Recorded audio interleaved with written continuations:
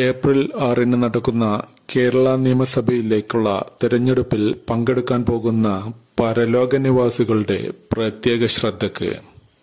Voter പട്ടികയിൽ പേര് നിങ്ങൾ ഉറപ്പുവരുത്തിയിട്ടുണ്ടെങ്കിൽ നിങ്ങൾക്ക് വോട്ട് ചെയ്യാൻ പോകാവുന്നതാണ്. വോട്ട് ചെയ്ത ശേഷം നാട്ടിൽ കറങ്ങി നടക്കാൻ പാടുള്ളതല്ല. നാട്ടിലേക്ക് പോകുമ്പോൾ പോളിംഗ് ബൂത്ത് ഒഴികെ വേറെ എവിടെയും സന്ദർശിക്കാനുള്ള അനുമതി ഉണ്ടായിരിക്കുന്നതല്ല.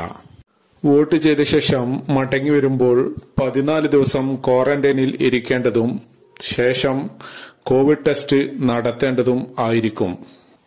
വോട്ട് നൽകാനായി വല്ലവരും കിറ്റുമായി നിങ്ങളെ സമീപിക്കുകയും കിറ്റ് നൽകുകയും ചെയ്താൽ ആ കിറ്റ് അവിടെ തന്നെ ഉപേക്ഷിച്ചു പോരേണ്ടതാണ്. ആ കിറ്റുകൾ ഇവിടെ കൊണ്ടുവന്ന് ഇവിടെ മാലിന്യം നിറക്കാൻ അനുവദിക്കുന്നതല്ല. ഒന്നിലധികം ബൂത്തിൽ വോട്ടുള്ള പരലോക നിവാസികൾക്ക് 2 ബൂത്തിലും വോട്ട് ചെയ്യാനുള്ള അവകാശവും സ്വാതന്ത്ര്യവും ഉണ്ടായിരിക്കുന്നതാണ്.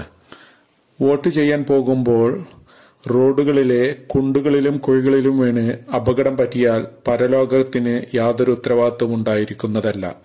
അതെല്ലാം സ്വന്തം ഉത്തരവാദിത്വമായിരിക്കുമെന്ന് വോട്ട് ചെയ്യാൻ പോകുന്നവർ ഓർക്കേണ്ടതാണ്. കേരളത്തിലേക്ക് പോകുമ്പോൾ പരലോകത്ത് നിന്നും പെട്രോളോ ഗ്യാസ് സിലിണ്ടറുകളോ കൊണ്ടുപോയി അവിടെ ബ്ലാക്കിൽ വിൽക്കുവാൻ പാടുള്ളതല്ല.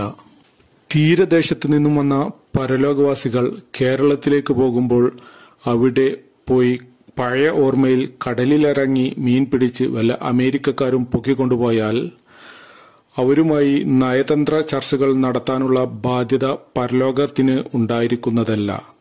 മേൽപ്പറഞ്ഞ നിബന്ധനകൾ പാലിക്കാത്തവരുടെ പരലോക പൗരത്വം റദ്ദാക്കുന്നതായിരിക്കും.